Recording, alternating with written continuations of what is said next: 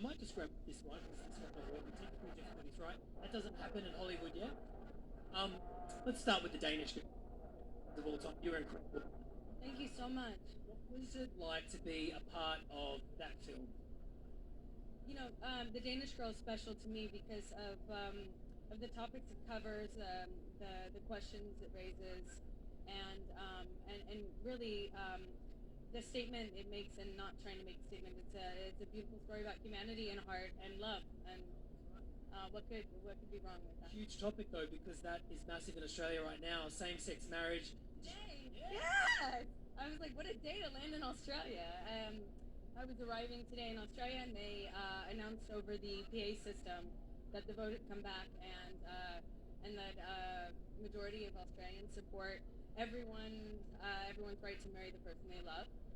And I thought, well, you know, I was kind of taken aback that they were making an announcement about that on a commercial airline, and then the most beautiful thing happened. Everybody started clapping, and before you knew it, the entire airplane was just echoing with uproarious applause, and it gave me goosebumps. It felt so good. It's kind of sad that this would be something that we're voting on, but yet it's nice to hear just casual, you know, reaction like that. Goosebumps from your story. That moved me too. Leaving. Yeah. Aquaman? I've been here for the last 8 months or so shooting Aquaman. It's been great. It's been a fun experience. You know, I spent a lot of time here. Yeah, be honest, it's okay. You know, I have a very interesting relationship with Australia, and I'm here a lot, so I don't blame them. But you know, I finally wrapped on Aquaman. Feel really good about it. You know, we're supporting Justice League right now, which introduces both Aquaman and I. Well, actually, Aquaman, it represents. I mean, introduces my character Mara, and so it's really good. Just wrapped on that film while this one is coming out. And then I finish 8 months here and come right back. So your sister also put opinions out there in terms of what's going on in Hollywood at the moment. I guess, is it a good thing that it's coming out, because if this is all true, the way women are being treated is horrific? I think it's about time. We start to change the way we approach women who come forward about any sort of injustice or abuse. Do you face any challenges yourself? I'm just glad to see that that the women that are coming forward now are confronted with a different reality than they were before in Hollywood when they come forward with allegations. It's nice to see the way that we change the conversation about them, and so I'm just happy to see the conversation change. I like it when your character kind of looks like one thing and is the total opposite on the inside. There's something about that I relate to. Miss San Antonio is smart. She's powerful. She's in control. She's a badass in heels. Killer Barbie, have you? And I like that. I like that her strength is not degraded by how she looks. It's augmented by how she looks, and that's unusual. And she's kind of a Bond girl in some ways, but she's her own. I don't know. She's the real match for Machete. You get the feeling that she's, you know, really going to put up the fight that Machete ultimately deserves.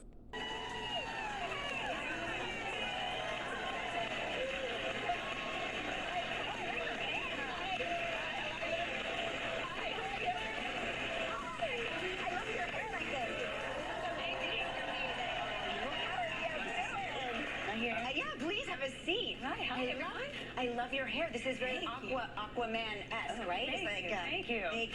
I just woke up like, yeah. Of course. Now, I understand that you and Ryan have something in common. You are both on baby watch, correct? Oh, congratulations. Congratulations. I'm waiting for the call any second. Is it your sister? Yes, it's my little sister Whitney's about to have a baby. Oh my God. Wait, hold on, what are we seeing?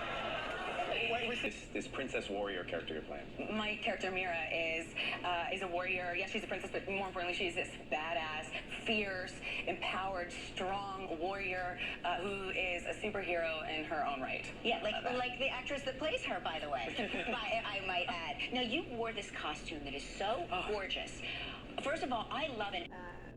When this topic has found renewed fervor in the political conversation currently, it's interesting. I feel like it's a bit of luck.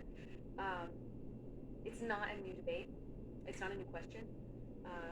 In fact, I'd say it's age-old question of the line between liberty and security, freedom of privacy versus freedom of safety. And I think the two have kind of always been, they've always had a contentious relationship with one another, the two concepts. But now, with everything that's going on, the NSA, it's incredibly, it's found a new fervor, a new energy behind it. And I like that. It helps our ability to collect and store and share information has grown exponentially. And I don't know if it's quite our ability to develop the mechanisms to control it and make it work within our system. I don't know if it's caught up yet to the rapidly increasing ability to acquire the information and share it. I think it happens in many ways. I think as technology becomes easier and easier and cheaper to access, as we develop it quicker and quicker and quicker, as we are able to find convenience and rely upon the conveniences afforded to us by technology, I think as we continue to rely on it, it becomes easier and easier to forget that it comes at a cost.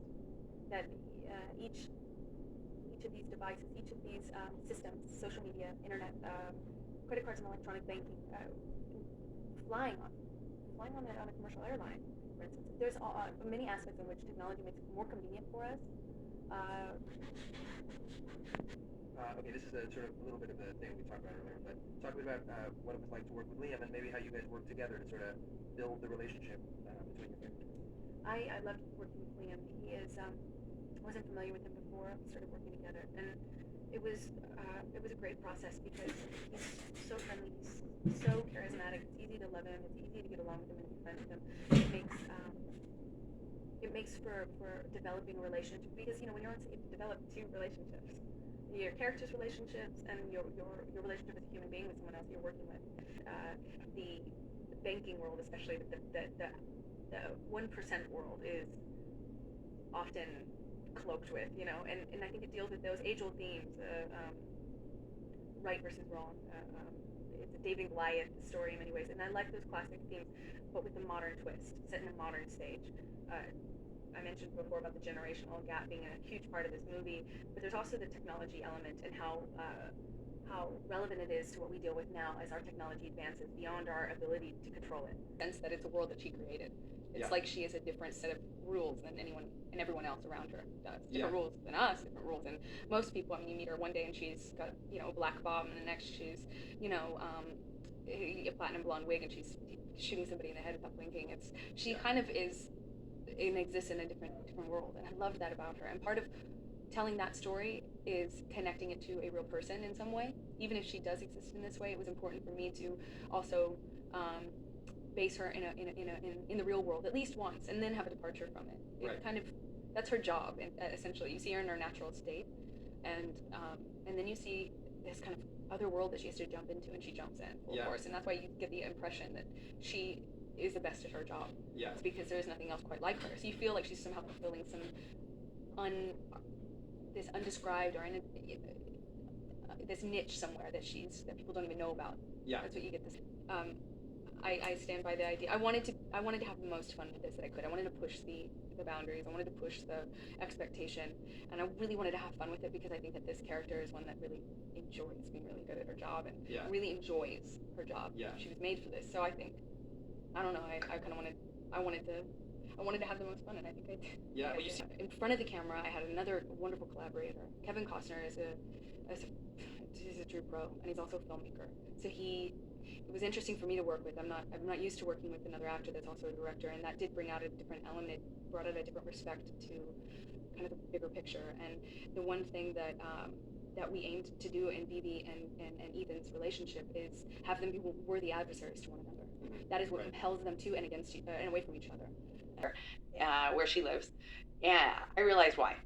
It's a strong, badass, kick-ass, fierce warrior, superhero in her own right. You know, she is the driving force of the script. I mean, of the story. She's the driving force of really making Aquaman Aquaman. She turns Arthur into Aquaman and she figures everything out, and she knows what stops. And she's like, I have my own name.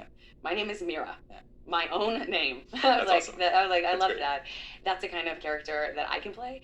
That's a character I can get behind, and that's also the kind of character that we need now. Yeah. We need more female superheroes. We need more women in this world. We need more kick-ass, powerful women who do things, that have complexity, that have agency. So we have more, you know, so we can look up to and be engaged. Our daughters, our sisters, our young kids, you know, can be, you know, see an also strong female. It's about time. I agree.